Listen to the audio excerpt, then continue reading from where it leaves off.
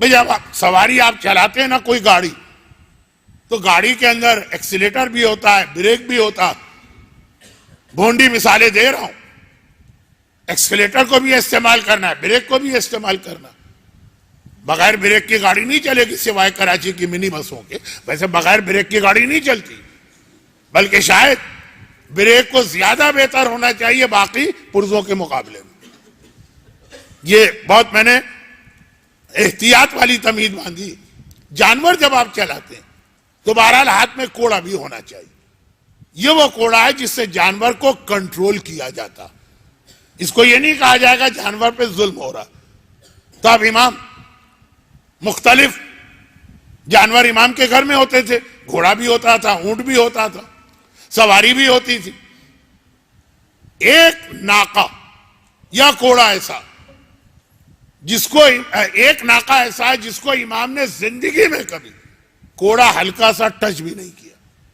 کیونکہ آپ فوراً کہیں گے تو کیا دوسرے جانوروں کو کوڑے مارے جاتے تھے؟ اس طرح سے نہیں جیسے لی مارکیٹ میں وہ گدھے گاڑی والے گدھے کو مارتے ہیں، اس طرح سے نہیں. لیکن جو بریک کا کام ہے نا، اتنا کوڑا ناقے کے لیے ضروری.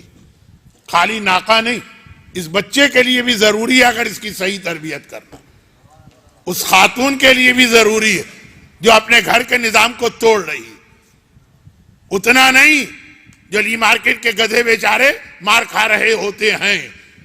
لیکن ایسا بھی نہیں ہے کہ بالکل مہربانی. یہی تو خرابی ہے. لوگ کہتے ہیں مولانا آپ کی تقریر میں عذاب بہت ہوتا ہے، اللہ کیا تو رحمت ہی رحمت ہے. نہیں، دونوں چیزیں اللہ کیا. میں ذرا پھسلا واپس آیا. تو ہر جانور کو چلانے کے لیے کوڑا مارنا ضروری ہوتا. شدت کتنی ہے یہ بس فیصلہ کرتا ہے کہ یہ معصوم کا ہاتھ ہے، یہ گناہگار کا ہاتھ ہے، یہ شیطان کا ہاتھ ہے. بہت مجھے تمیز ماننا پڑ رہی. اسے کبھی بھی کوڑا نہیں مارا. مولا کیوں؟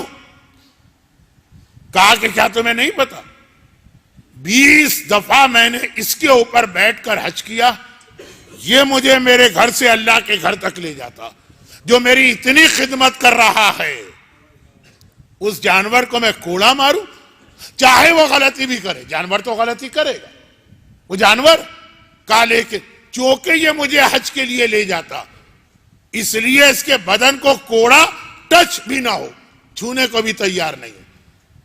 اب یہ جانور کی اہمیت سے زیادہ حج کی اہمیت کہ وہ اتنا اہم سفر ہے کہ جو اس میں میرا مددگار بن رہا، اس سفر کی وجہ سے یہ مددگار بھی قابل احترام ہو گیا، نسبت ہو گئی اس کو. اچھا اب میں یہاں رک کے ایک عجیب جملہ کہہ رہا ہوں، بہت ہی عجیب جملہ. شاید آپ اسے قبول بھی نہ کریں لیکن ہے حقیقت. یہ جانور امام کو حج پہ لے جاتا ہے، اصل چیز حج ہے، لیکن یہ وہاں مددگار بن رہا. امام کہتے ہیں اس کا اتنا احترام ہو گیا. اور جو آپ کو حج کراتا، جس کی وجہ سے آپ کا حج قبول ہوتا، جس کی وجہ سے آپ کا حج صحیح ہوتا، جس کی وجہ سے آپ کو حج کرنا آتا، تو خالی یہاں سے وہاں لے گیا نا. خانہ کعبہ تک لے جانے کے بعد اس اونٹ کا اور کوئی کام نہیں. یہ امام کو نہ نعوذ باللہ، امام کے لیے تو نہیں، ہمارے اور آپ کے لیے نہ طواف کرا سکتا ہے، نہ صحیح کرا سکتا ہے، نہ شیطان کو کنکر مارنے کے طریقے بتا سکتا. صرف اتنی مدد کی تو اتنا قابل احترام ہو گیا. اور جو آپ کو پورا حج کراتا، آپ کے حج کو صحیح کراتا، آپ کے حج کو قبول کراتا، جس کے بغیر نہ آپ خانہ کعبہ کا طواف کر سکتے ہیں، نہ اس کے بغیر آپ صفا مروہ کی صحیح کر سکتے ہیں، نہ اس کے بغیر آپ شیطان کو کنکر مار سکتے ہیں، نہ اس کے بغیر آپ سر منڈوا سکتے ہیں. وہ کون ہے؟ مرجع. آپ کا حج، آپ پر وحی نازل نہیں ہوئی، جبرائیل نے اتر کے آپ کو نہیں بتایا کہ حج کیسے کیا جاتا.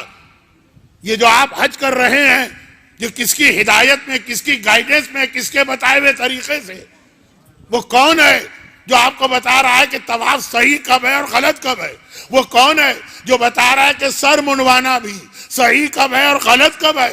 وہ کون ہے جو ایک ایک واجب حج میں آپ کا ہاتھ تھام کر اس واجب کو پہلے صحیح کرواتا ہے، صحیح، اور اس کے بعد قبول کرواتا ہے؟ وہ مرجے یا ناقے کو کوڑا ٹچ بھی نہ کرو، یہ حج میں مددگار ہے۔ اور جو واقعاً حج کرانے والا ہے واٹس ایپ پہ اس کے کلپ بھیجو، فیس بک کے اوپر اس کو گالیاں دو، اٹھتے بیٹھتے صبح و شام خود اپنے مراجع کی توہین کرو، اور سمجھو کہ سجاد کے چاہنے والے اور سجاد کے ماننے والے ہو۔ طالب علم آتا 2 دن پہلے، امام کتنا احترام دیتے، لیکن میں کہتا ہوں چھوڑیے، ناقے کی مثال دیکھیے اور مجتہد کے اس احسان کو مانیے۔ یہ حج کی بات تو اس لیے آ گئی کہ چوتھے امام کی سیرت میں جتنی اہم ان کی نماز ہے زین العابدین سید الساجدین، اتنا ہی اہم ان کا حج ہے۔ وہ روایتوں کا سلسلہ پڑھنے کا ارادہ تھا آج، شروع کے واقعے نے بات پھیلا دی، پھر کسی موقع پر اتنی ہی اہمیت چوتھے امام کے حج کی بھی ہے، اس لیے یہ جملہ بیچ میں آ گیا۔ یہ مرجے کا احسان مانے جو ہمارے وضو، ہمارے غسل، ہماری نماز، ہمارے حج، ہمارے روزے۔ اور ذرا سا آگے بڑھوں تاکہ بات مکمل ہو۔ ہمارے وضو، ہمارے غسل، ہماری نماز، ہمارا روزہ، ہمارا حج، ہمارا خمس، اس کو صحیح کراتا نہیں۔ ہمارا نکاح، ہماری اولاد، یہ سب بھی اسی وقت صحیح ہے جب فتوے کے مطابق ہو۔ بغیر فتوے کے اگر نکاح ہو گیا تو اس کے اثرات کیا ہیں؟ میں اس طرف جانا نہیں چاہتا، لیکن یہ احسان ہے، اور احسان کا بدلہ کیا ہے؟ مولا کا وہ فرمان، حرم اللہ ریح الجنہ۔ آج وہ حدیث جو پہلے دن پڑھی تھی وہ مکمل کر رہا ہوں، مجھے تقریباً، تکبر تو نہیں کر رہا، تقریباً یاد رہتا ہے کیا کیا چیزیں کہاں نامکمل چھوڑی۔ آخری مرحلے، حرم اللہ ریح الجنہ علی ثلاثہ، 3 گناہگاروں پر اللہ نے جنت کی خوشبو بھی حرام کر دی۔ تیسرا کون تھا؟ پہلے 2 تو آ گئے تھے، تیسرا تھا والمنان، احسان فراموش۔ آج ہماری قوم کے وہ افراد جو بغیر کسی وجہ کے مرجعیت کے دشمن بن رہے ہیں، بھول رہے ہیں کہ ان کے کتنے احسان ہم پر ماضی سے لے کے حال تک ہیں۔ ماضی اس طرح جب روایتیں مٹائی جا رہی تھیں، جب کتابیں جلائی جا رہی تھیں، جب نام اہل بیت پہ گردنیں کاٹی جا رہی تھیں، تو ہم جیسے لوگ تو فقط اپنے اور اپنی اولاد کے تحفظ کا طریقہ سوچ رہے تھے۔ کوئی ہندوستان نکل گیا، کوئی یورپ نکل گیا، کوئی تقیہ میں چلا گیا، اور یہی مراجع کرام علوم اہل بیت کے تحفظ کا طریقہ سوچ رہے تھے۔ ہم بھلے مر جائیں، حدیث کی کتاب کیسے بچائی جائے، فرمان امام کیسے بچائے جائیں۔ پڑھیے تاریخ میں یہ ماضی، جس کتاب پر آپ بھروسہ کر کے کہیں گے ہمیں آج کے مرجع کی ضرورت نہیں ہے، وہ کتاب بھی کسی مرجع ہی نے آپ کے لیے بچائی۔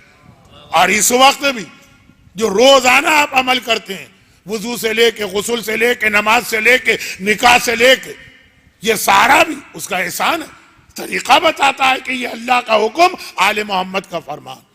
اور یہ واٹس ایپ اور فیس بک نے اس مسئلے کو بہت بڑھا دیا۔ برحمتک یا ارحم الراحمین، وصلی اللہ علی محمد وآلہ الطاہرین۔